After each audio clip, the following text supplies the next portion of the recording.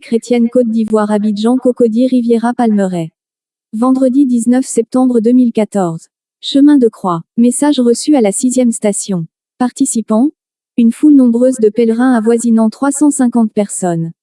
Le samedi 13 septembre 2014, Marie Mère de la Charité chrétienne, Notre Mère du Ciel, procéda à la purification du village de Capas. Parmi les nombreux sites répertoriés, il y avait un espace de 4 temples vaudous, un temple principal et 3 temples satellites. Les 3 temples satellites furent détruits, mais le temple principal fut épargné. En effet, le prêtre vaudou ayant manifesté une opposition, les enfants soldats entreprirent d'engager des pourparlers avec ce dernier. Mais en fin de compte, au lieu de procéder à sa destruction, ils se contentèrent d'asperger les lieux d'eau bénite. Ont-ils voulu éviter un affrontement? Ont-ils eu peur? Tous ces sentiments ont dû les habiter. L'expédition revenue sur ses barres, la servante de la mère dira à cette équipe que la Vierge avait pleuré et qu'elle lui fit des reproches pour n'être pas allée au bout de sa mission. Après sa légitime colère, Marie Mère de la Charité chrétienne fixa une autre date, celle du samedi 27 septembre 2014, pour parachever cette mission. Elle entreprit alors de galvaniser ses troupes par ce message que voici avant de les renvoyer à Capas. Message de Marie Mère de la Charité chrétienne. Petits enfants, dans votre monde les plaisirs terrestres sont devenus plus importants que le Père éternel. Ce monde a retiré de son cœur toute foi et tout commandement de Dieu. Les hommes s'y égarent en pensant que Dieu n'existe pas, qu'il n'y a pas de paradis, ni d'enfer. Ces hommes, petits enfants, pourtant se trompent car le jour viendra où ils devront rendre des comptes au Père Tout-Puissant. Aussi vous devez posséder la foi car il est nécessaire pour votre salut.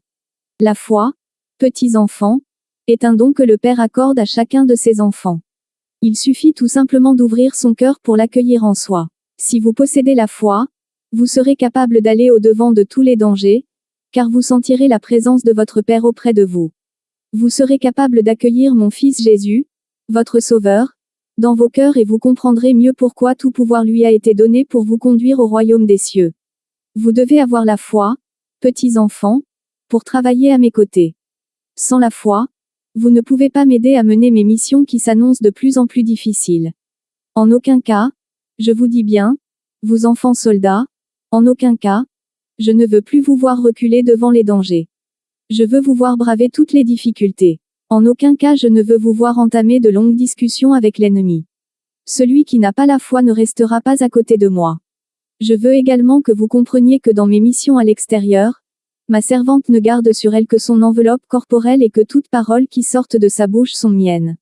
Aussi lorsqu'elle vous demande d'y aller, lorsqu'elle vous enjoint de la suivre, n'ayez aucune crainte, car c'est moi, votre mère qui par elle vous parle. Aussi petits enfants soldats, ce message s'adresse à vous. Ayez la foi car pour être avec moi dans mes différentes missions, si la foi n'existe pas, votre place n'existe pas. Ayez la foi, petits enfants, car en la possédant, avec moi, vous briserez des montagnes, avec moi, vous ferez de ce pays un monde nouveau, avec moi, petits enfants, vous rendrez à vos frères et sœurs ce qui leur a été volé depuis des décennies, leur identité. Je vous invite à me suivre, vous qui avez la foi. Je vous aime, petits enfants, et vous bénis. Merci d'être venus à ma rencontre ce soir. Votre mère du